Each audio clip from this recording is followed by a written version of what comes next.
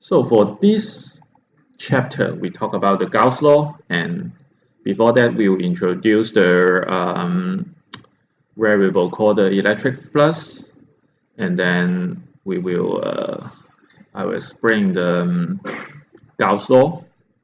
Actually, then we'll use the Gauss law to talk about charge isolated conductor, and then applying Gauss law to find the E field using the cylindrical symmetric, planar symmetric, or spherical symmetric, something like that. So actually, on top of this course, actually you are mainly learning the electromagnetism. So up to chapter 32, I will mention about the Maxwell equation. So if you use two words to simplify the electromagnetism, is Maxwell equation. Actually, Maxwell equation is actually four laws. Gauss law. This is another Gauss law for magnetic field. So these two look alike, and this is Ampere's law. So you will learn it in chapter 29. And this is the Faraday's law. You learned it in chapter 30. So actually, we are learning the Maxwell equation until chapter 32. And actually, still chapter 33, when we learn about the electromagnetic wave, is still using the Maxwell equation. So this is actually the integral form. The point form or the differential form is not mentioned in the textbook, but I will tell you about that. How to derive the differential form from the integral form after chapter 32. There may be some notation difference in this textbook. D is not frequently used. We usually use E, but in chapter 25, you may learn about this. This is not really correct, but it's not frequently employed. So in this course, we mainly consider about the E field and B field. H field is another. So B equals to epsilon times E, and H equals to B over mu. But you may not see H in this course, actually. I just captured this one from the internet. But this one is just to show on top of this course, actually you learn of them. But in this chapter, you learn this one first. So first, we will introduce a concept called the electric flux. So Gauss law related to the E field at the point on a closed Gaussian surface to the net charge enclosed by that surface. So actually, in this textbook, we'll usually use the term Gaussian surface, but Gaussian surface is actually means the closed surface, 闭合的曲面. So actually, closed means close. So if something like this is open, so this is closed. So it's something like this.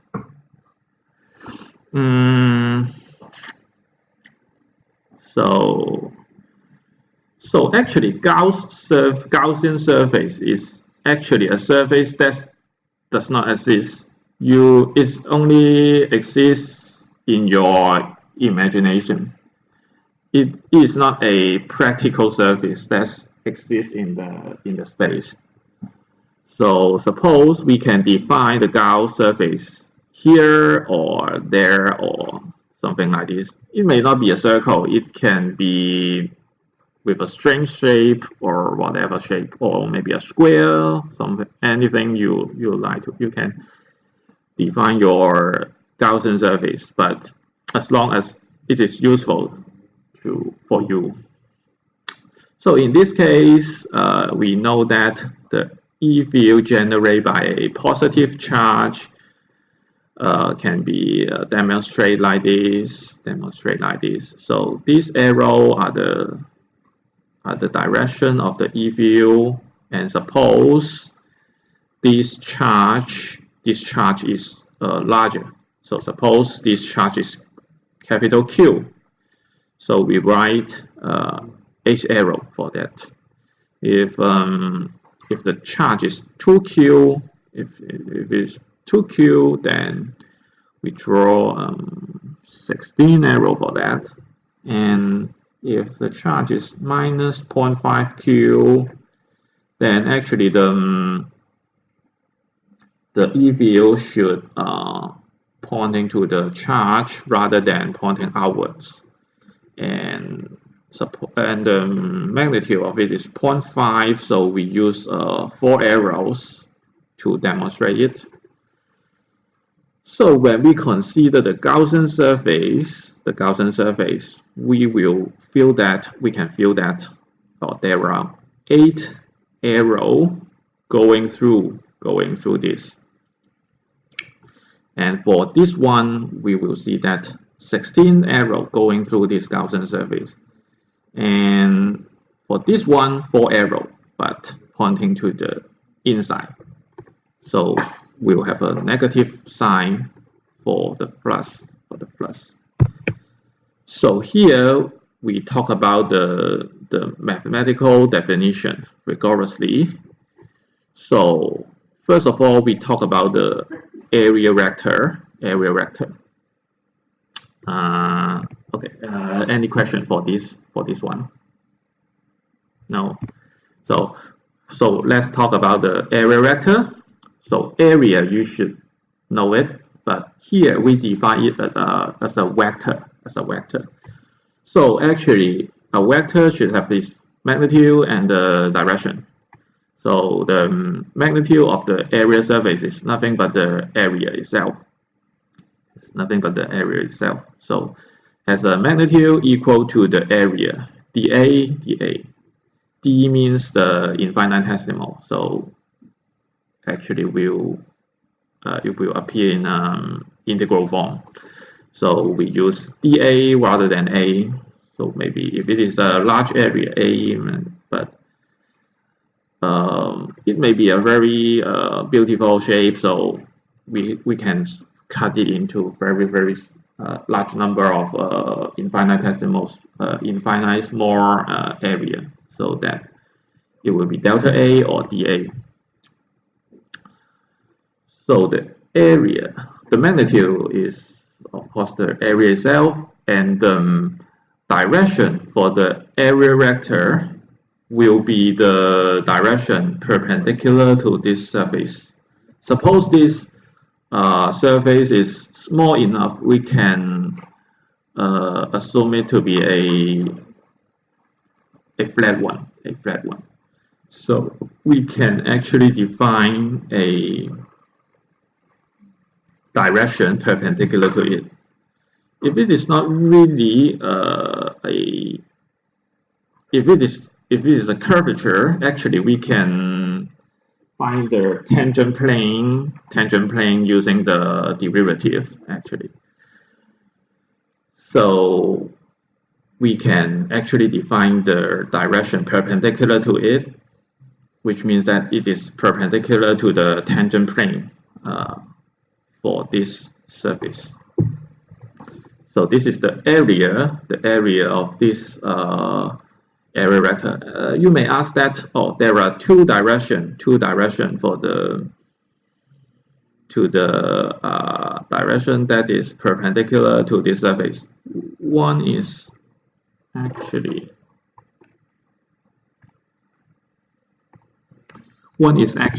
this way, or another one actually this way.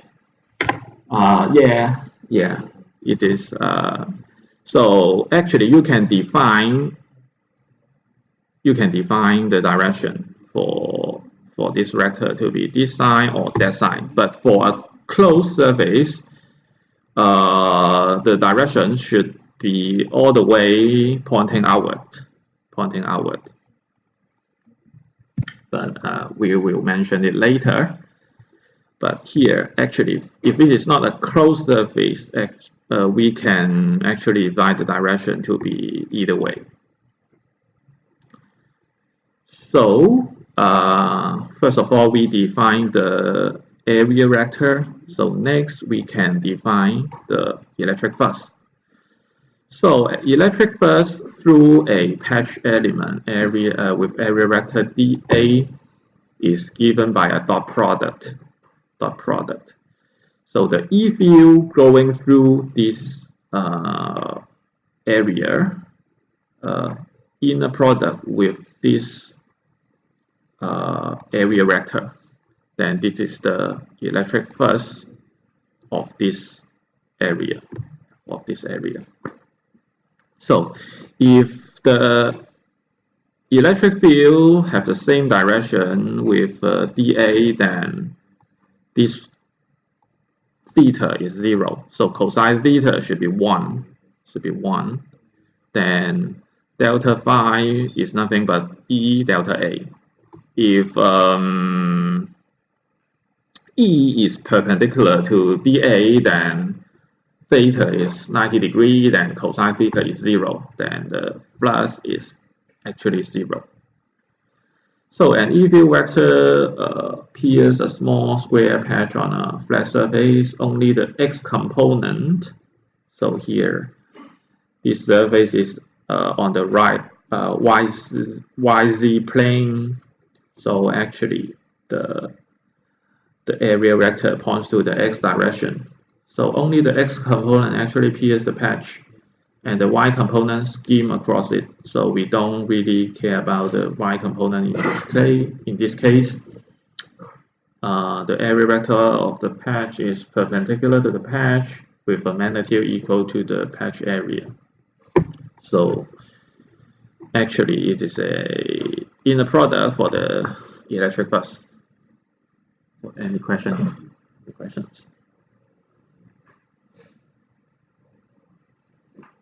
Okay, so this is actually the total flux for a surface. So we will use the surface integration to define a total flux. The area can be a plane, a finite plane, can be a curvature. Doesn't matter, but actually you need to define it first.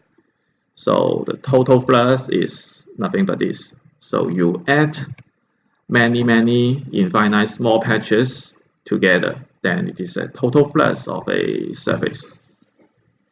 So the next is the net flux. So this is defined through a closed surface. The difference between this one and that one is the total flux is for a surface which is not closed, and for the net flux is for a closed surface. So which is used in Gauss law. Gauss law always talk about the closed surface stuff. And the difference is that we use this circle to demonstrate it is a closed surface circle, so it is closed.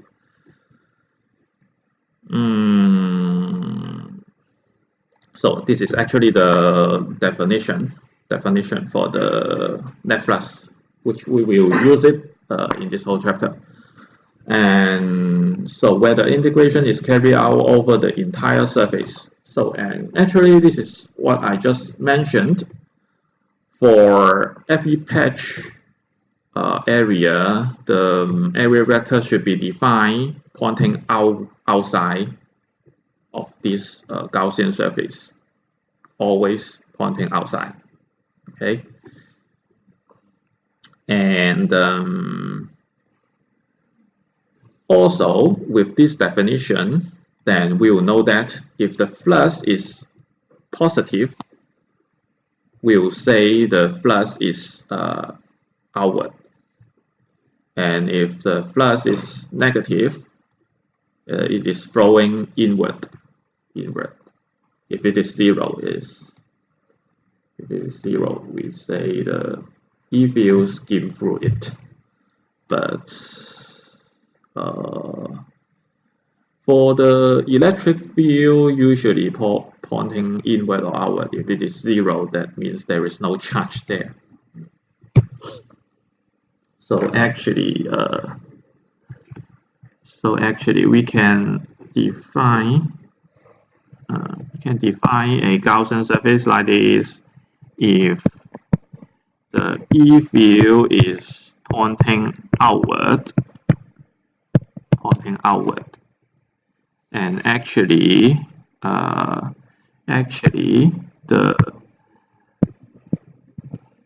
area vector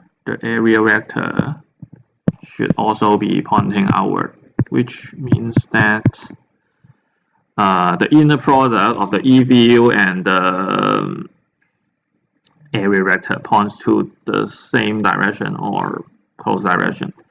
So they will be positive. So in this case, phi is larger than 0.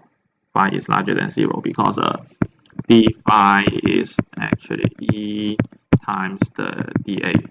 And then we integrate them together. If we add all the terms which are positive, then the sum should be positive. Or maybe some of it may be pointing inside.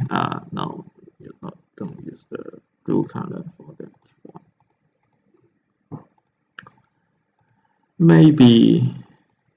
Maybe some of the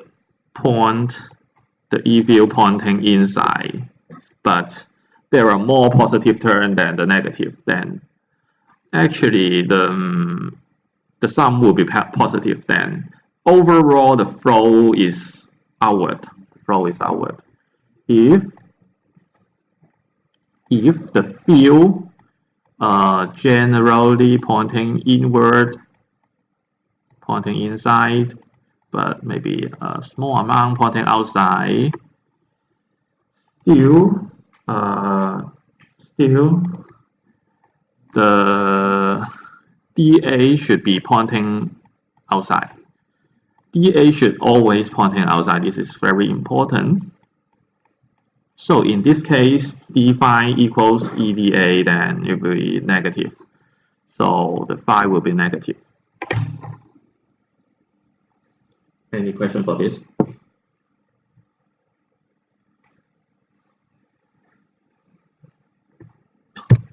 Okay, so we have a sample problem. So a Gaussian surface in the form of cylinder of radius r immersed in a uniform E field with the cylinder axis parallel to the field. What is the flux of the E field through this closed surface? So actually,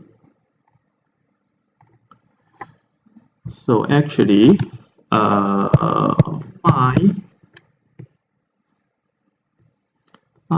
is actually E dot dA. This is the definition. And actually, E is pointing to the right side. So we can separate this integral into 3 parts. The first part will be A. This one is A. E dot dA plus B is the psi. So B. So we separate into 3 parts. And C is this one, the right side. Separate into 3 parts. And actually, so for A, because E is uniform, then this integral should be very easy. It's just like integrate and It's just like integrate 2 dx, something like this, from a to b, which is nothing but 2 times b minus a, something like this, something easy like this. So actually, if we integrate E for this surface, so we can write the area is maybe capital A is not really matter. It's not really matter. Or maybe you can write it as a pi r square, But up till now we define it is actually A for the circle, and E actually it should be minus E. It should be minus E because E is pointing to the right side and DA should be pointing to the left because A is outside pointing to the outward and perpendicular to the surface. So DA should pointing to the left, E pointing to the right. So we have a negative sign here. And for B, actually,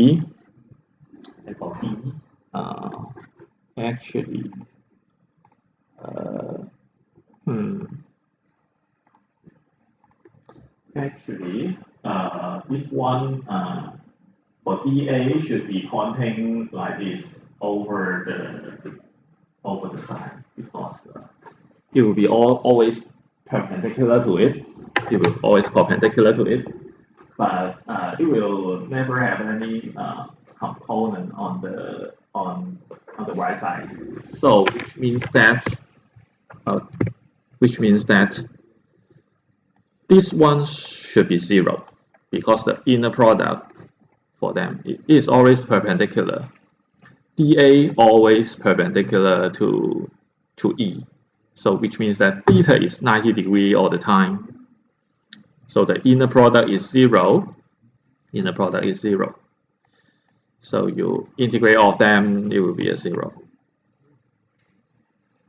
For part C, it is similar to A, but it is positive because the E still point to the right side and DA point to the right side also. So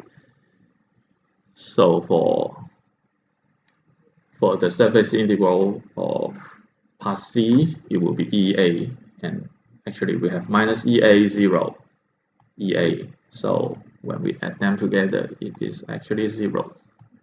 So this is the answer of this sample problem. Any questions?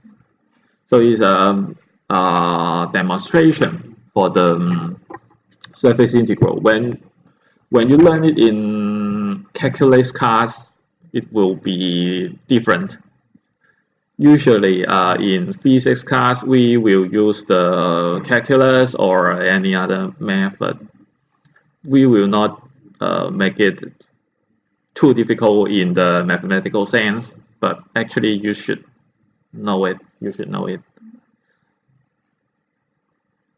In the calculus class, you will intentionally define something not uniform, then you will need to calculate for some time.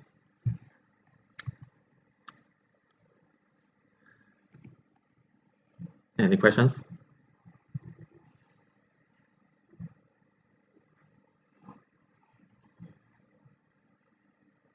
Okay, so next is another sample problem. So a uniform electric field given by this expression in x direction is not uniform, in y direction is uniform. So here's the Gaussian cube. This is the Gaussian surface, Gaussian cube, as shown in the figure. E is in the SI unit, x is in meter. All of them are SI unit. What is the electric flux through the right phase in here? So actually, the right phase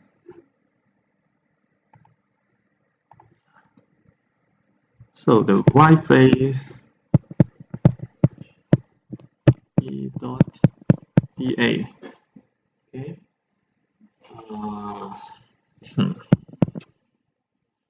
So for the right phase, dA point to this side, dA. So actually, this cube has the length 2 meter. The length of each side is 2 meter, right? So actually, the area of it should be the area of dA should be 4. Actually, A should be 4. A should be 4.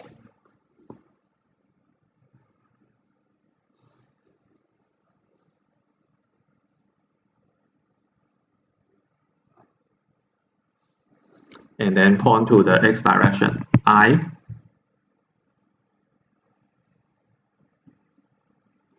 So actually,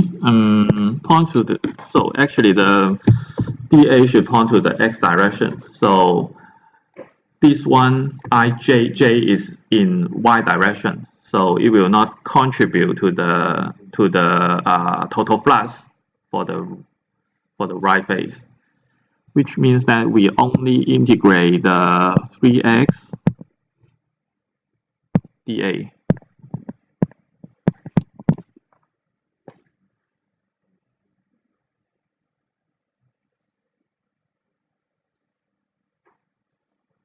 So actually, you can write it like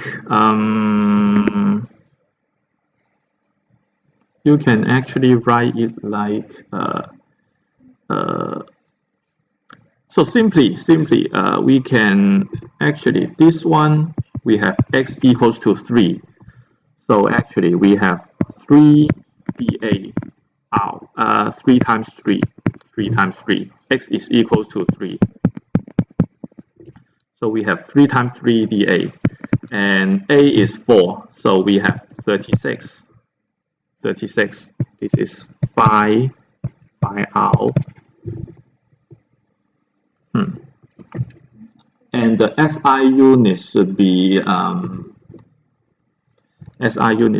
nm square over c, because the SI unit for E is n over c, and the SI unit for the area is m square. So the SI unit for the flux is nm square over c. Actually, you can write it as something like this: 3x 3 times 3, and then dy dz, and y is from 0 to 2, and z is also from 0 to 2. But you actually integrate a constant, so it is nothing but 36. It's nothing but 36.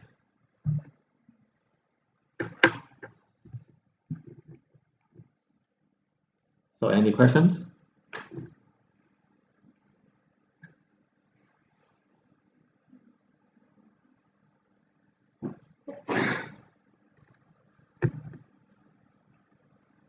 So it's pretty easy, right?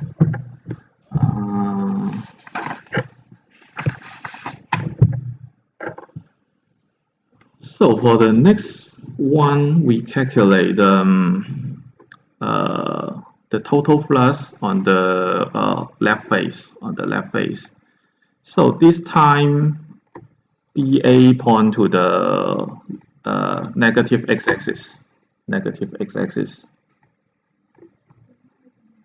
So still, the y component does not contribute to this total flux.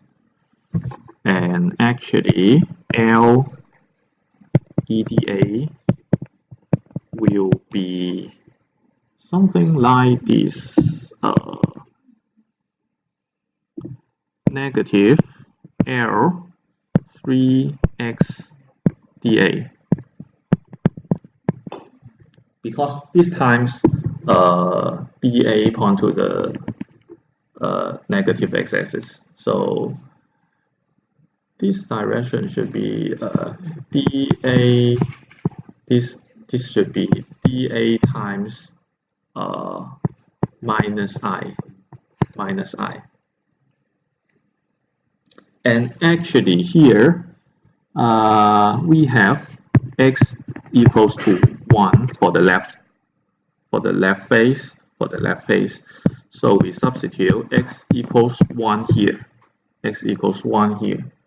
So we have minus L 3 times 1 is 3 dA.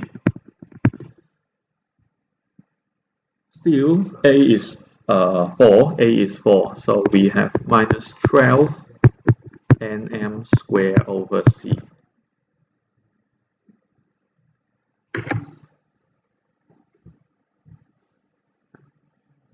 Okay, so next we calculate the flux for the top surface. So here the dA should be dA times y direction j unit vector, something like this. So in this case, the x component does not contribute, only this one contribute. So in this case, we talk about integration of t,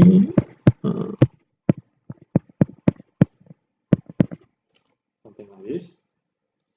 So this is t, and the y component is 4, j dot j is 1, So this is actually dA. And still, the area is 4. So the answer should be 4 times 4, 16 nm squared over C. Something like this. Any questions for this sample problem?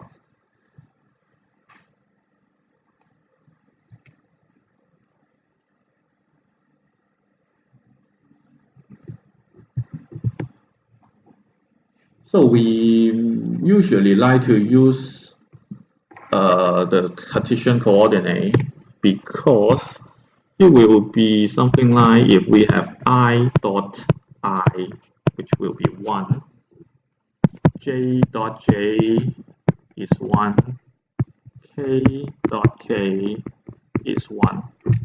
If we have I dot j is 0, I dot k is 0.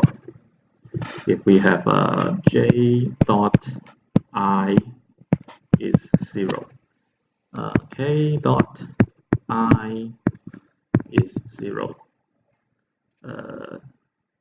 k no, should be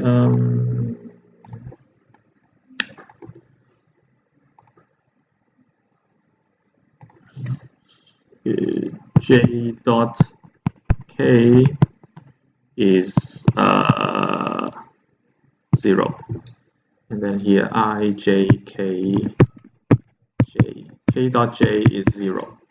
So we need to write 9 equations.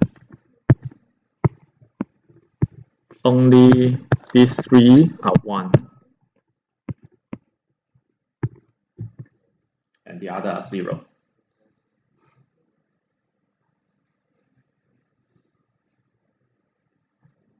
Actually, when you see some literature, they will use a notation called the delta notation. And then if we write it like this, delta ij will be equals to 1 if I equals to j, and 0, I is not equals to j. Then you can use one equation to summarize all the 9. Sometimes they will, some textbook or some literature, they will use this notation. But actually, the upper one is easy to understand. but this notation can make some expression more compact, but it is not really important. So up till now, any questions?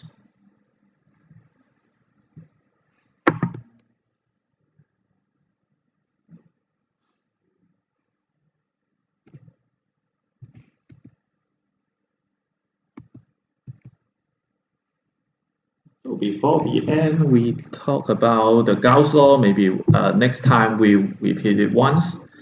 So this is the most important part in this chapter, the Gauss law. The Gauss law relates the net flux phi of the electric field through a closed surface to the net charge Q enclosed. Q enclosed, that is enclosed by that surface. It tells us that. So this is actually the Gauss law, or we can write it like this. Because we just define the net flux is this surface integral. And the Gauss law tells us that so actually this one is epsilon 0, is a constant. So this is the net flux. We just learned how to calculate the net flux. And actually the net flux only related to the charge enclosed. So if we write it like this, is something like when you learn the mechanics, you have Newton's second law of motion with something like F equals ma, something like that, something easy like that. But if we write it as a integral form here, epsilon phi equals to Q enclosed, we can write it as an integral form. Actually, when you learn the F equals ma, F equals ma, you can still write it in a differential form, something like the second derivative of x with respect to time, something like this, m multiply m, something like this.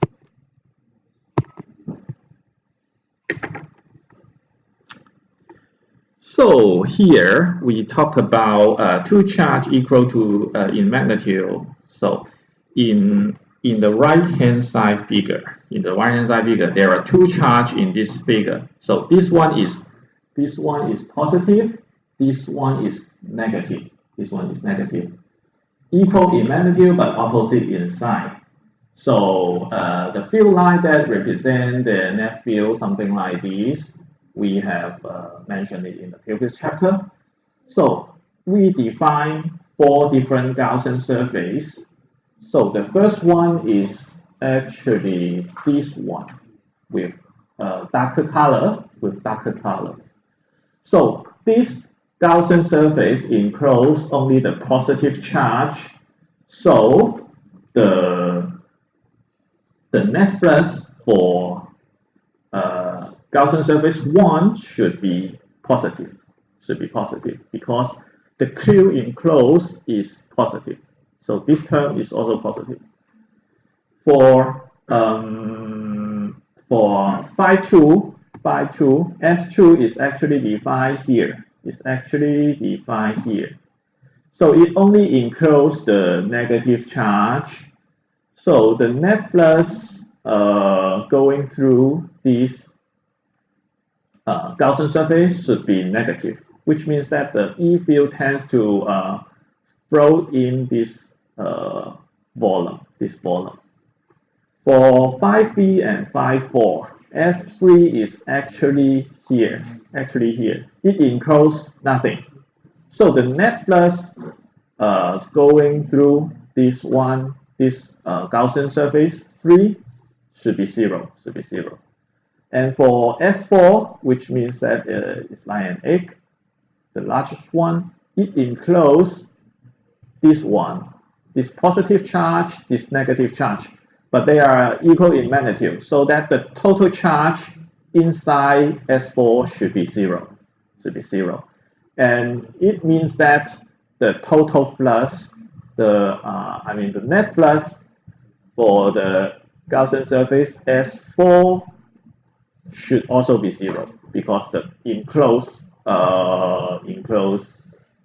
charge is 0. Enclosed net charge is 0. So even though some of the part it has a positive flow, if some of the part has negative flow, but they will all perfectly cancel. And then it turns out that the net flux for S4 should be 0. So this is the idea of Gauss law, and we stop here today and see you on Friday.